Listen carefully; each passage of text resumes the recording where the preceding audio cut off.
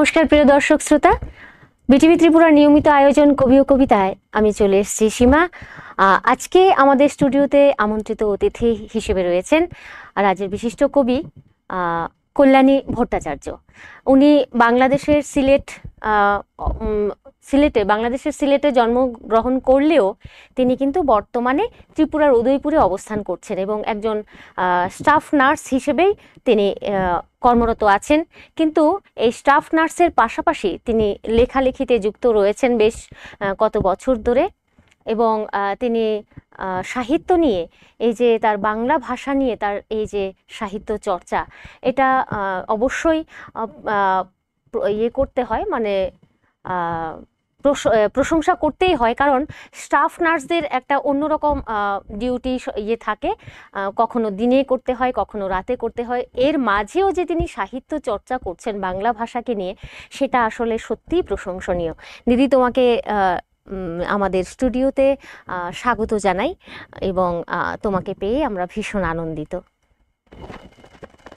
তা আজকে তুমি উদয়পুর থেকে এসছো? হ্যাঁ, আমি উদয়পুর থেকে এসেছি। তা তোমার চাকরি মানে কোথায়, তুমি কোথায় চাকরি করছো? চাকরি বর্তমানে এখন উদয়পুরে আছি, আমি উদয়পুরে আছো। তা লেখালেখির সময়টা কি করে বের করো? লেখালেখির সময়টা অ্যাকচুয়ালি এই প্রথমে আমি বিটিভি ত্রিপুরাকে ধন্যবাদ জানাচ্ছি, কারণ আমাকে আজকে বিটিভি ত্রিপুরাতে একটা সুযোগ করে দেওয়ার জন্য।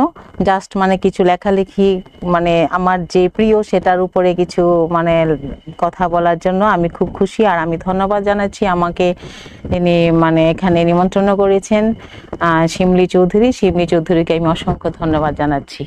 অ্যাকচুয়ালি লেখালেখি জগৎটা আমি যখন খুব ছোট ছিলাম তখনই মানে লেখালেখি না, কিন্তু আমার আবৃত্তি করতে খুব ভালো লাগতো। যেখানে আমি আবৃত্তি শুনতাম আমি উঠে গিয়ে দাঁড়াতাম। পাশাপাশি দেখা যায় গান হচ্ছে, নাচ হচ্ছে, আমার সেদিকে কোনো লক্ষ্য থাকতো না। আমার লক্ষ্য থাকতো আবৃত্তিটা কি করে, মানে ওরা যে করছে ওরা শুনতাম, কিন্তু আমি কখনো আবৃত্তি স্কুলে যাইনি বা তার সুযোগও হয়নি। সেটা দেখে দেখে আমার ইচ্ছা হতো আমি ঘরের মধ্যে আয়নার সামনে দাঁড়িয়ে দাঁড়িয়ে আমি সেটা করতাম। প্রথমে বই দেখে প্রথমে পড়তাম, এরপরে করতে করতে এমন একটা অভ্যাস হয়ে গেলো যে আমার মুখস্থ বিদ্যাটা সত্যি খুব ভালো ছিল। হ্যাঁ, সেটা আমি খুব ভালো করতে পারতাম, কারণ সেই সুবাদে আমি রবীন্দ্রনাথ ঠাকুরের অনেকগুলি আবৃত্তি আমি লাস্ট অব দি স্টেজেই আমি করতে পেরেছি, শুধুমাত্র আমার নিজের প্রচেষ্টায়। কিন্তু এর পরবর্তী একটা সময় গেছে, প্রায় মানে 20-22 বছর, মনে হচ্ছে আমি একটা যেমন অন্ধকার জগতের মধ্যে চলে গিয়েছিলাম আর কি। আমার এই অবস্থাতে আমি চলে গিয়েছিলাম। সেটার থেকে উত্তরণ আজকে 8-9 বছর, মানে আমি কিভাবে যে সেটার থেকে উঠে এসেছি একমাত্র ভগবান ছাড়া মনে আমার সাথে আর কেউ নাই আর কি। আমি আবার এখন নতুন করে সব চেষ্টা করছি। 2020 থেকে আমার একটা গ্রুপ, হঠাৎ তখন আমার ছোট মোবাইল ছিল, জানতাম না সত্যিকারের কিভাবে ওরা যে দেখতাম ওরা কিভাবে গ্রুপে কাজ করে, আমি তো জানতাম না যে কিভাবে করে। এর মধ্যে আমার হাজবেন্ড মারা গেলেন। এর পরের বছর থেকে একটা আমি অ্যান্ড্রয়েড মোবাইল নিলাম, ওটাতে আমি দেখলাম খুঁজতে খুঁজতে এইভাবে গ্রুপ, আর এখানে তো করা যায়। তাও আমি কিন্তু কারুর চেষ্টা না, কেউ আমাকে উৎসাহ করেছে তা না, সম্পূর্ণটা আমি নিজের চেষ্টায় পরে এই গ্রুপগুলি কি নতুন দেখি তো, এবং মোবাইলটাকেও আমি কিন্তু পুরা নিজের চেষ্টাতে আমি কিভাবে মোবাইল হ্যান্ডলিং করা যায় সবটা কিভাবে পুরাটাই আমি করেছি।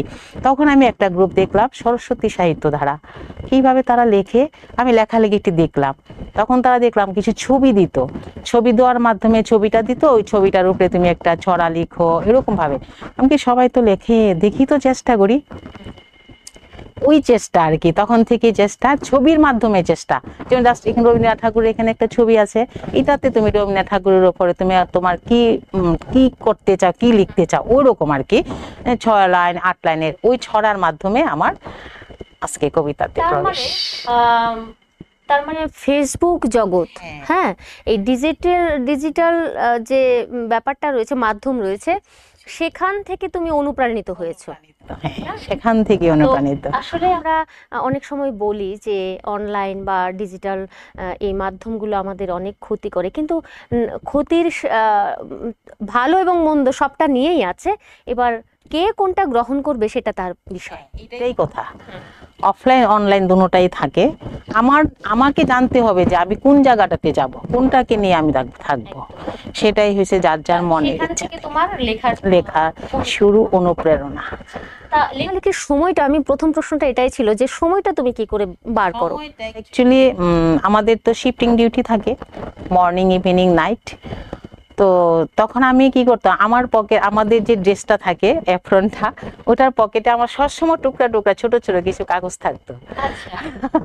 যখন আমি দেখতাম বা রুগীর সামনে যেতাম, লিখতাম বা বাড়ির মানুষের সাথে কথা বলতাম, ওইরকম আর কি, আরে এটা কি হলো, এরকম একটা লোকে বললো, মানে এইরকম ভাবে কি করা যায়, লেখা যায়, ওরকম মানে অসংখ্য কাগজ আমার ছিঁড়তে হতো। এক দুইটা লাইন লিখে ফেললাম যে না এটাতে এটা ভাবে লিখে যায়, মানে লেখা হবে কিনা, লিখতে পারবো কিনা, ওরকম ভাবে তৈরি করতাম আর কি। আমার এই ডিউটি আওয়ার্সও আমি ওরকম ভাবে যখন সময় পেতাম, আমাদের তো রেস্টরুম তো ছিলই, যখন সময় পেতাম একটু অফ টাইম ওইখানে আমি চলে যেতাম। হ্যাঁ, তো তখন গিয়ে ওইভাবে আমি আস্তে আস্তে কি লিখতে পারি এটার উপরে, বা ফেসবুকটা তখন একটু খুলতাম জাস্ট একটু সময় পেলে আর কি, ওইভাবে লেখালেখি জগৎটা শুরু। তাহলে কোনোভাবে কি তোমার সামনে যে রোগীরা থাকতো, বিভিন্ন রকমের রোগী সাথে তোমরা হ্যান্ডেল করো, তো ওই রোগীরা কি কখনো কখনো তোমার লেখায় উঠে এসেছে?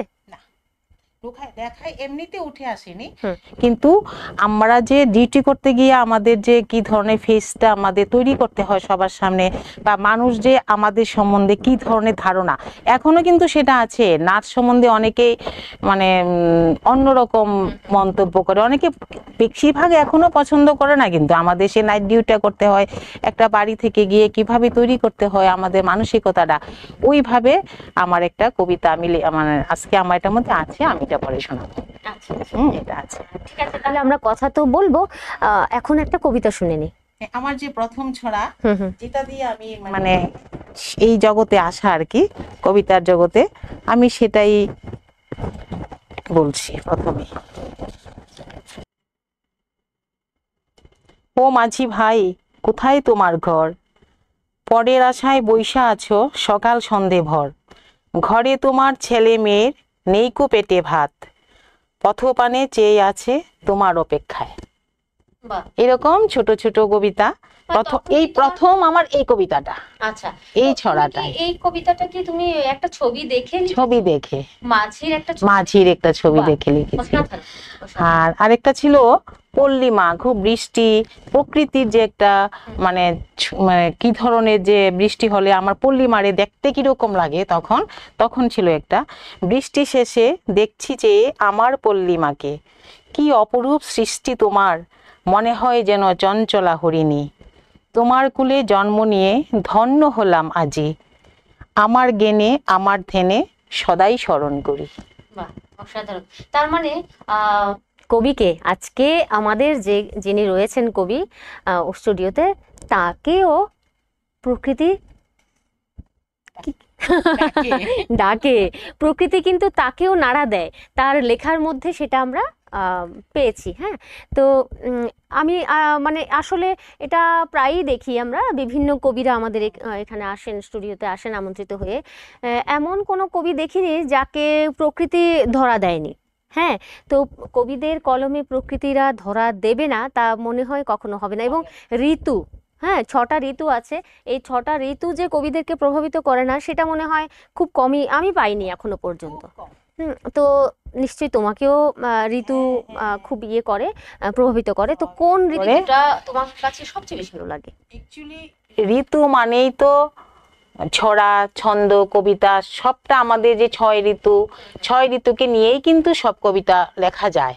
হ্যাঁ, তার মধ্যেও আমরা সবসময় যেটা মাতামাতি করি, সত্যি কথা, বর্ষাকে নিয়ে করি, শরৎকে নিয়ে করি, বসন্ত নিয়ে করি, পার্টিকুলার 3টাকেই নিয়ে করি। কিন্তু অ্যাকচুয়ালি যে বর্ষা, গ্রীষ্ম, বর্ষা, শরৎ, হেমন্ত, সে প্রত্যেকটা ঋতুকেই আমরা কবিতা তৈরি করতে পারি, ঋতুর তার যে প্রকৃতি, তার যে রূপ, সেই রূপটাকে নিয়ে। কারণ যেহেতু এখন বর্ষাকাল, তাই আমি বর্ষা ঋতুটাকে নিয়েই এখানে আমিও এসেছি। কিন্তু আমাদের যে গ্রীষ্মকাল নিয়েও আমার কবিতা আছে, কিন্তু আজকে আমি এখানে আনিনি, যেহেতু এখন বর্ষার সময়, তার জন্য এই বর্ষাকেও নিয়ে এসেছি। বসন্ত বা শরৎও আছে আমার কাছে, এগুলি আছে। যে উপরে আমি পড়তে পারি না? আচ্ছা, ঠিক আছে, আমরা তাহলে একটা কবিতা শুনে নিই। হ্যাঁ ঠিক আছে। দিকটা প্রথমে বলছি যে বাদল দিনে, আজকে যে, হ্যাঁ ঠিক, আজকের দিনটা বাদল দিন, এবং এই দিনের সাথে এই কবিতাটা খুব একেবারে মিলে গেছে মনে হচ্ছে। টুপটাপ ঝুপঝাপ সারাদিন বৃষ্টি, চেয়ে থাকি আনমনে অপলক অপলক দৃষ্টি, সাদা কালো মেঘে আকাশ ভরা, প্রকৃতি দিয়েছে আজ সবুজে ধরা, বাতাস দিয়েছে হৃদয়ে দোলা, তো যদিও চারিদিক কাদামাটি ঘোলা, দিনরাত কাটে আর সদা মন টানে, নদী নালা খাল বিল এই ভরা বানে, মাছরাঙা উড়ে আসে খাল বিল জলে, রাঙা বউ কলসি কাখে জল আনতে চলে, পাল তুলে গান গেয়ে যায় মাঝি ভাই, অকুল দরিয়ার মাঝে না পায় ঠাই, আজ মোর সারাদিন কোনো কাজ নাই, মনে মনে হাসি মুখে গান গেয়ে যাই, এই বুঝি তর তোর বায়ু বয়ে বেগে, আকাশ কালো ছেয়ে গেছে মেঘে, সূর্যি মামা দেয়নি দেখা বাদল ভরা দিনে, নববধূর মিলন সুর বাজে এই বিনে, বৃষ্টি মধুর শব্দ কানে ভীষণ বাজে, শ্রমজীবী মানুষেরা যায়নি আজ কাজে। বাহ, অসাধারণ, একদম আজকের দিনের সাথে একেবারে হুবহু মিলে গেছে। আজকে সারাটা দিন যেমন এইরকম টুপটাপ ঝুপঝাপ বৃষ্টি হচ্ছে, এবং বৃষ্টির দিনে কি হয়, শ্রমিকেরা কাজ করতে যেতে পারে না, এবং এখানে প্রকৃতিরও কিন্তু খুব সুন্দর বর্ণনা, কাব্যিকতায় আমরা পেয়েছি, কাব্যিক বর্ণনা আমরা পেয়েছি, ভীষণ মিষ্টি একটা কবিতা শুনতে পেলাম। তা আজকে যে এত বৃষ্টি হচ্ছে, হ্যাঁ, তা তোমার আসার ক্ষেত্রে কোনো অসুবিধা হয়নি তো? আসার ক্ষেত্রে তো অসুবিধা হবেই, কিন্তু তাও আমার সেই টান, আজকে এখানে আসতেই হবে, সেটাই যে লক্ষ্য, সেই লক্ষ্যটাকে যদি আমরা পূর্ণ করতে চাই, তত কিছু সমস্যা থাকবে, সেই সমস্যাটাকে আমাদের কাটিয়ে আমাদের আসতে হবে। একদম একদম একদম সত্যি বলেছো। আচ্ছা, এখন তো ধরো আষাঢ় মাস চলছে, তা একটা বাঙালির হচ্ছে 13 পার্বণ, বিভিন্ন রকমের উৎসব অনুষ্ঠান চলতে থাকে, এবং এই বিভিন্ন উৎসব অনুষ্ঠানগুলিও কিন্তু কবিদের বা সাহিত্যিকদের লেখায় উঠেই আসে। তো সেক্ষেত্রে আমি প্রসঙ্গটা আনবো রথযাত্রা। তো সে নিয়ে তুমি কি বলবে? রথযাত্রা তো অ্যাকচুয়ালি বাঙালিদের একটা মহান উৎসব, 12 মাসে 13 পার্বণ আমাদের, ওটার মধ্যে কিন্তু রথযাত্রাটাও একটা, ঠিক আছে। সেই রথযাত্রার দিনে যে আমাদের যে রথ, এই যে রথের মেলা, তার যে সূচনাটা কিন্তু অ্যাকচুয়ালি যে স্নান যাত্রা, জগন্নাথের স্নান যাত্রা থেকেই কিন্তু রথের মেলা শুরু, সেই 7 দিন পরেই তো হয়, শুরু হয়। সেই রথের মেলাটাকেও কিন্তু মানে সামনে রেখে পাড়া পড়শির কিন্তু ধুম, মানে সেই 2-3 দিন আগের থেকে রথের মেলা হবে, উৎসব হবে, সেই যে একটা আয়োজন, সেটাও কিন্তু আমি দেখেছি ঘরে ঘরেই কিন্তু হয়। যদিও রথের মেলা যেদিন আমরা সেদিন রথের মেলা যাই, সেদিন রথে পুজো দেই, দড়ি টানি, যেটা রথের দড়ি না টানলে তো আমাদের জগন্নাথকে আমরা নিয়ে যেতে হবে না। হ্যাঁ, আমি তো আমার রথের ওই বইটাতে আমার আছে, রথের মেলা হিসাবে একটা কবিতাও আছে। হ্যাঁ অবশ্যই।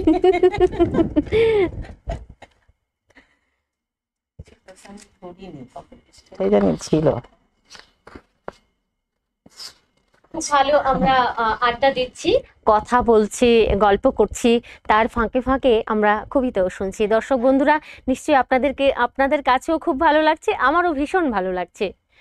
হ্যাঁ, রথের মেলাটা শুধু যে আমরা যেমন, এটা জাতি ধর্ম নির্বিশেষে সবাই কিন্তু রথেতে যায়, রথের মেলাটা খুব আনন্দ করে। তো আমরা চাই যে আমরা জাতি ধর্ম নির্বিশেষে সবাই একসাথে মিলেমিশে থাকি, কারণ আমরা জানি উৎসব, ধর্ম যার যার, উৎসব সবার, উৎসবে যাতে আমরা সবাই একই সাথে মেতে উঠতে পারি। রথের মেলা, একটু দাঁড়াও আসছি আমি, যেও নাকু চলে, রথ টানবো সবাই মিলে হিংসা বিদ্বেষ ভুলে, আষাঢ় মাসে শুক্লপক্ষে মহেশ রথের মেলা, আসছে লোক দূর থেকে দেখতে রথের মেলা, জগন্নাথ সুভদ্রা বলরাম যাচ্ছে মাসির বাড়ি, কি অপরূপ সেজেছে রথ, মেলা বসেছে ভারী, রথের দড়ি ধরবি যদি জয় জগন্নাথ বলে, মহাপ্রভুর আশিস পেতে চল রে নীলাচলে, ধর্ম নিয়ে যুদ্ধ করিস, ধর্ম কি তোর একা, সর্বধর্ম সমন্বয়ে ঘুরবে রথের চাকা, বাচ্চারা সব রথের মেলায় নাগরদোলা চড়ে, জিলিপি গজা পাঁপড় ভাজা খায় প্রাণ ভরে, আজকে মেলায় পড়ল মনে বঙ্কিমের সেই গল্পটা, এখনো তার পায়নি দেখা রাধারানী সেই মেয়েটা, খুঁজেছি তারে অনেক আমি, ঝাপসা চোখে তারা, হঠাৎ দেখি বাবার সাথে বেচছে ফুলের চারা। রাধারানী বইছে আজও সকল হৃদয় মাঝে, আজও রথ চলছে পথে জীবন রাস্তা জুড়ে। অসাধারণ। আসলে সেই রাধারানী গল্পটি চোখের সামনে ভেসে উঠেছে, এটা আমরাও পড়েছিলাম ছোটবেলায়। আর সেই রথের মেলা খুব সুন্দর করে তুমি কাব্যিকভাবে আমাদের সামনে উপস্থাপন করেছো। রথটা যেভাবে চলে আমাদের জীবনটাও ঠিক সেইভাবেই চলে।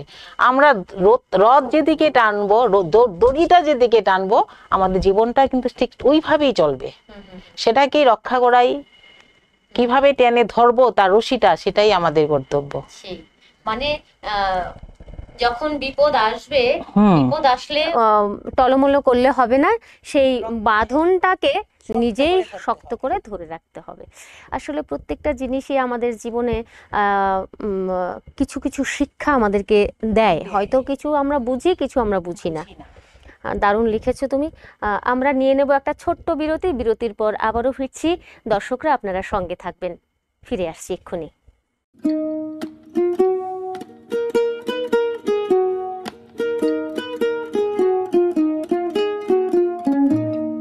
স্যার,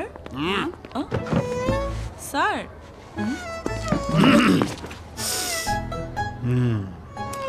বাচ্চাদের টিফিনে যাই দিই তাই ফেরত আসে, কি যে করি। জি স্যার, ওরা তো কিছুই খেতে চায় না। চেটেপুটে খাবে, আবার ভালোও বলবে। কি? ফ্রুট ফানের কথা বলছি। ফ্রুট ফান বিস্কুটের আনারসের ক্রিমি স্বাদে সবাই ডুবে যাবে আর বলবে, গয়না যখন বোঝে তোমার স্টাইল। শ্যাম সুন্দর কোম্পানি জুয়েলার্স। শেফদের পছন্দ সিস্টার মশলা, যা মডার্ন টেকনোলজি এবং স্বাস্থ্যসম্মত। সিস্টার, নিশ্চিন্তের প্রতীক।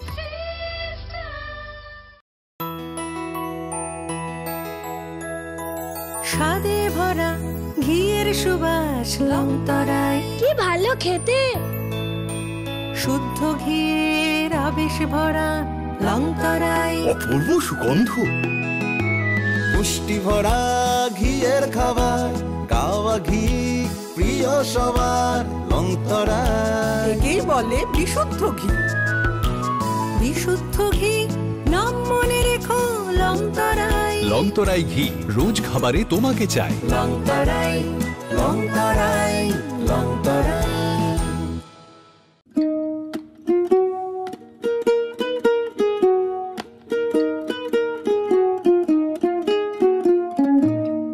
ফিরে এলাম ছোট্ট একটা বিরতির পর। দর্শক শ্রোতারা, চলুন আবারও আমরা কবিতা এবং কথায় চলে যাই। আজকে আমাদের স্টুডিওতে রয়েছেন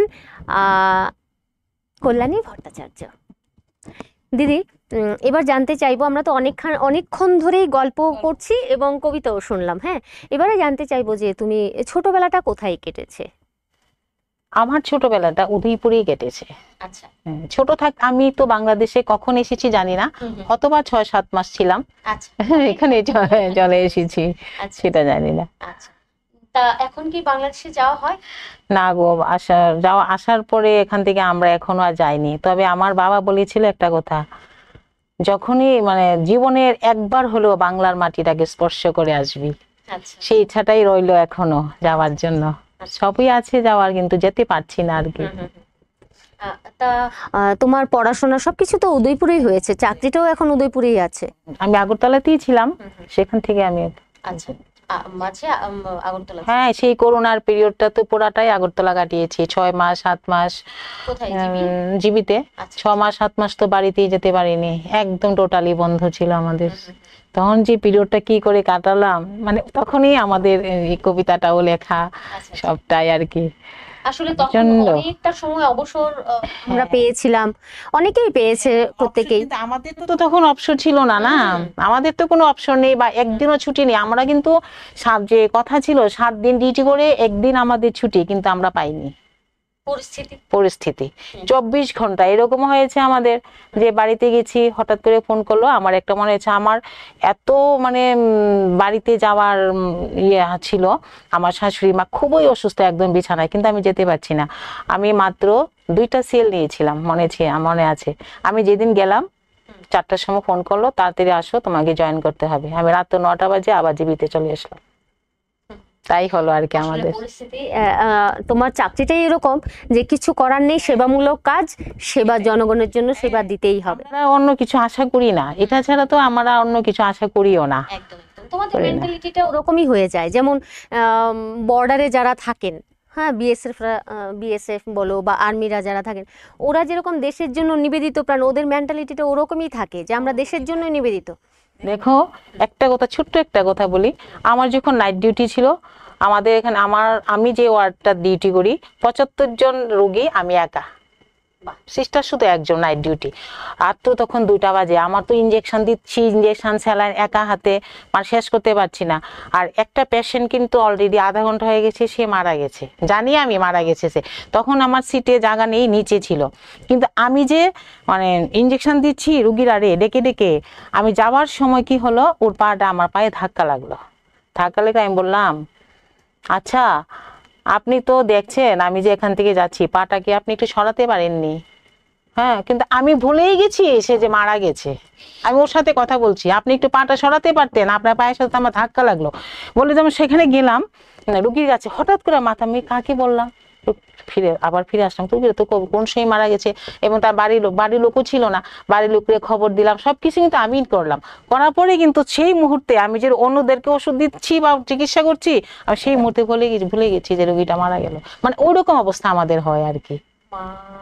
মানে কি সিচুয়েশনের মধ্যে তোমাদের আসলে কোনো কিছু হয় না, একটা লোক মারা গেলে পরে ইস মা এত ব্যথা কষ্ট, মানে ওই জিনিসটা কিন্তু আমাদের অনেক ফিলিংসটা থাকে না, থাকেই না আমার। কারণ কি আমি ওই রুগীটার জন্য করুম না সেদিকে আরেকটা রুগীর জন্য করুম, ওইরকম হয়ে যায়। আমরা মনটা অ্যাকচুয়ালি পাষাণ হয়ে যায়, পাষাণই থাকে, আমাদের পাষাণই থাকে, অভ্যাসও হয়ে গেছে বাড়ির লোকেদের মতো, মানে তাদের প্রতিও আমাদের জিনিসটা হয়ে গেছে কিন্তু। কারণ আমরা সময়টা যখন হয় ডিউটিতে যাবো, তখন ঘরে যা খুশি হয়ে যাক গা, আমার টাইম ঠিক আছে আমি চলে গেলাম, ওই মানসিকতাটা আমাদের তৈরি হয়ে যায়। হ্যাঁ, কিছু করার থাকে না আমাদের।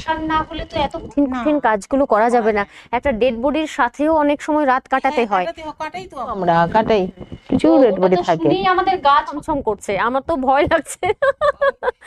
দিন রাতে একদিন যদি থাকে হসপিটালে, তারা বলে 7 দিন ঘুমাইলেও শেষ হয় না। আর আমরা তো সারা প্রত্যেকটা 24 ঘন্টায় করি, তারপরে তো একটু রেস্টের দরকার থাকে, 1 ঘন্টা 2 ঘন্টা রেস্ট নেই, এর মধ্যে তো কত ঘটনা, কত অ্যাক্সিডেন্ট হয়ে যায়। এই যে ধরলাম, এই ডেড বডিটার কথাই ধরলাম, এমন তো বহু ডেড বডির সাথে তোমাদের রাত কাটাতে হয়, সময় কাটাতে, তো সেগুলো কি তোমার লেখায় কখনো এসেছে? ডেড বডি লেখা বলতে আমাদের যে ডিউটিটা, রাত্রিকালীন যে ডিউটির পরিস্থিতিটা, ওই জিনিসটা লিখতে গিয়ে ওই ধরনের হয় আর কি। যে আমি এটা করতে গেলাম, আমি ডেড বডিটারও দেখলাম, কিন্তু বাড়ির লোক হঠাৎ করে চলে আসলো, দেখলো, হঠাৎ করে যে কোনো সময় ডেড বডি একটু সাইডে থাকতেই পারে, তখন এসে যে আমাদের প্রতি তাদের যে বিরূপ মন্তব্য, হ্যাঁ, তারা কোনো সময় কিন্তু সেরা কেউ পজিটিভ ভাবে দেখে না। তারা যে প্রথমেই যারা যে নেগেটিভ মাইন্ডের কথাটা বলে, তখন তো আমাদের মনে যে কিরকম দুঃখ হয়, সেটা তো আমরা কারোকে বলে বুঝাতে পারি না। হ্যাঁ, ওই ধরনের ওইগুলি কথাগুলি উঠে আসে আর কি, এরকম ভাবে। শুধু এক্সট্রা ডেড বডি নিয়ে কোনো কথা হয় না।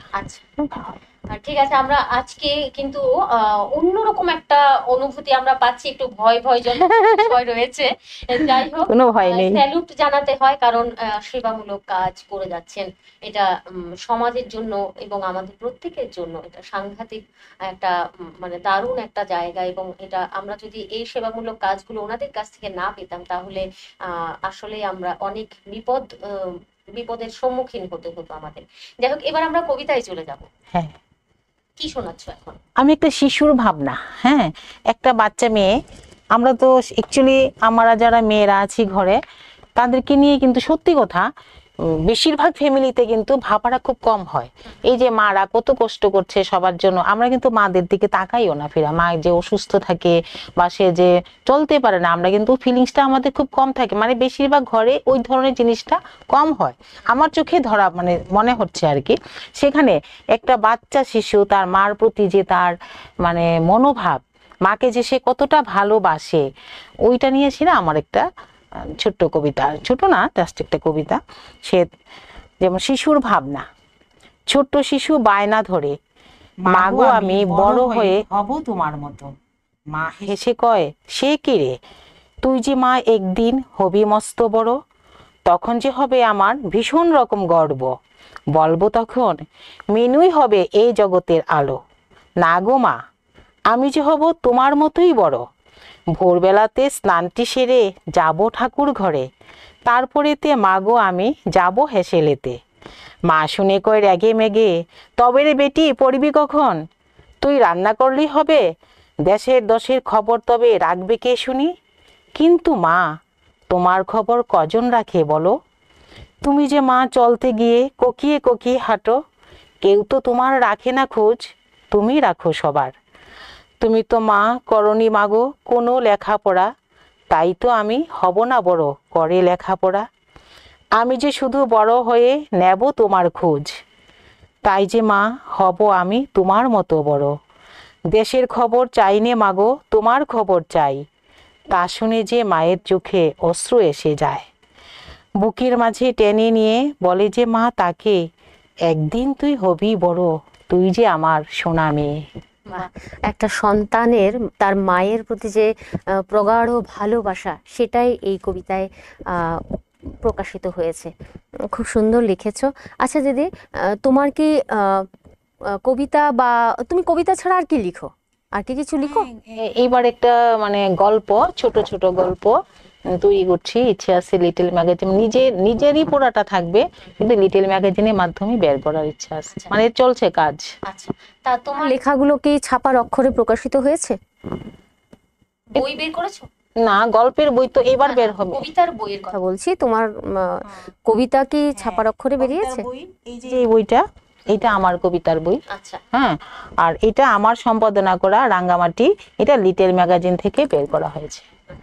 তো আরো একটা বই আমার বেরিয়েছে 3 জনের, ত্রিপুরা থেকে আমি, বাংলাদেশে টুম্পা খান, আর ওয়েস্টবেঙ্গল গুয়াহাটির একজন এসআই ছিলেন উনি, সমীর ভট্টাচার্য, ওই 3 জনের একটা বই, এপার বাংলা ওপার, 2 বাংলার কথা।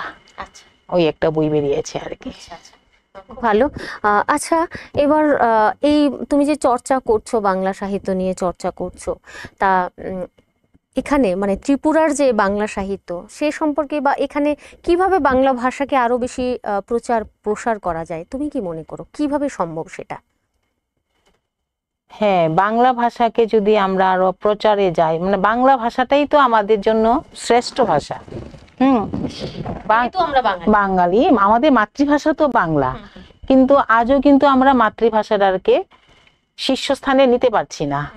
তার কারণ কি, কারণটা যদি ব্যাখ্যা করতে যাই, সবটাই কিন্তু আমাদের ঘর, যতক্ষণ নিজের ঘর নিজে তৈরি করতে না পারবো ততক্ষণ কিন্তু তুমি আমার মাতৃভাষা বাংলা হতে পারে, উর্দু হতে পারে, হিন্দি হতে পারে, যে ধরনের, হ্যাঁ, যার যে মাতৃভাষা, আমি সবটা নিয়েই বলছি, শুধু আমার বাংলা ভাষাটা না, কারণ আমার বাংলা ভাষা মাতৃভাষা, যার মাতৃভাষা তার কাছে শ্রেষ্ঠ ভাষা।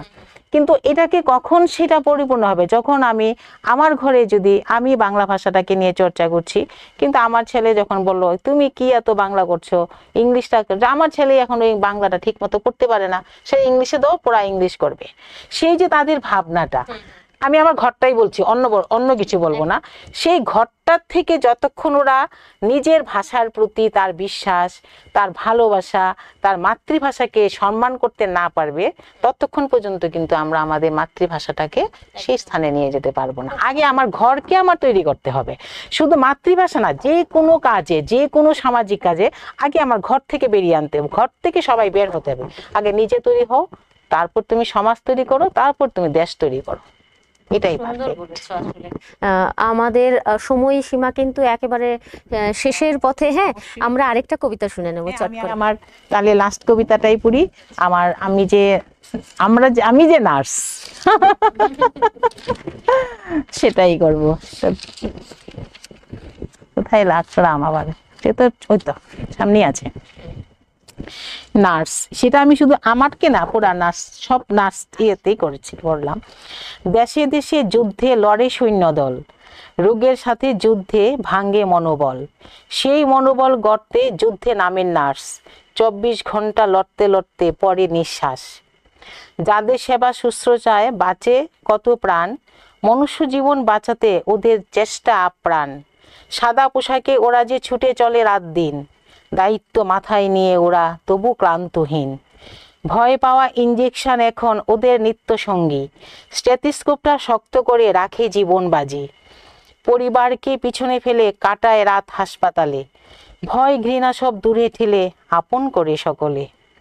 ওদের থাকে কত চাপ, হয় যে মরণ রোগ, হয় যে মারণ রোগ। দেখেছি মোরা রক্ত মাংসের ভগবান কাকে বলে, আপন পর জাতের বিচার নেইকো তাদের কর্ম। মুমূর্ষু রোগীর সেবা করাই ওদের আসল ধর্ম। অনেকের কাছে ডাক্তার নার্স বড়ই অর্থলোভী, ভাবুন তাদের কথা, কোভিড যুদ্ধে নেমেছে যারা। নার্সিং এক মহান পেশা এই বিশ্ব মাঝে, সম্মান জানাও প্রত্যেক নার্সকে ওদের কৃতকাজে।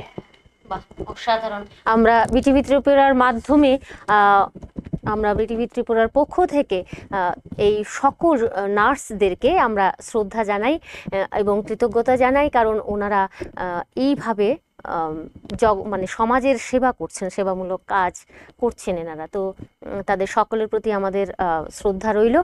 তোমাকেও অনেক অনেক ধন্যবাদ জানাই আমাদের স্টুডিওতে আসার জন্য, আমাদের আমন্ত্রণে সাড়া দেওয়ার জন্য। তো ভবিষ্যতে আবারও আমরা যদি কখনো সুযোগ হয় আবারও আমন্ত্রণ জানাবো, তুমি এসো। ভীষণ ভালো লেগেছে তোমার সাথে এইটুক সময় কাটিয়ে। দর্শক শ্রোতারা, আপনাদেরও নিশ্চয়ই খুব ভালো লেগেছে আজকে আমাদের কল্যাণীদি ভাইয়ের সাথে কিছুটা সময় কাটিয়ে। তুমি কি কিছু বলতে চাও দর্শকদের উদ্দেশ্যে? হ্যাঁ, দর্শকদের আমিও ধন্যবাদ জানাচ্ছি। আজকে আমি খুবই খুশি আমাকে এই বিটিভি ত্রিপুরাতে একটা ছোট্ট সময়ের জন্য হলো আমাকে স্থান করে দেওয়ার জন্য। সত্যি আমি নিজেকে গর্বিত। আর আজকে আমার ওপারে যারা আছেন, আমাদেরকে দেখছেন, আমিও তাদেরকেও বলবো আপনারা আসুন, যোগাযোগ করুন। আপনারাও এখানে এসে কবিতার মাধ্যমে আড্ডা মারুন। নিজেদের মানে যে আমাদের আড্ডার মাঝে অনেক কিছু উঠে আসবে, সমাজসেবামূলক কাজ থেকে শুরু করে আমাদের প্রকৃতি মানে যা যা জীবনের গল্প এখানে বলতে পারবেন, এইটুকু আমি আশা রাখবো। সবাই ভালো থাকুন, সুস্থ থাকুন, এই কামনা করি। নমস্কার। ভালো থাকবেন, সুস্থ থাকবেন এবং বিটিভি ত্রিপুরার পাশে থাকবেন সব সময়ের মতো। খুব সুন্দর একটা সন্ধ্যা কাটালাম। আবারও নিশ্চয়ই আমরা অন্য আরেকজন কবিকে নিয়ে সামনের মঙ্গলবারে ঠিক এই সময়ে আমরা চলে আসব। আপনারা ততদিন ভালো থাকুন, সুস্থ থাকুন। নমস্কার।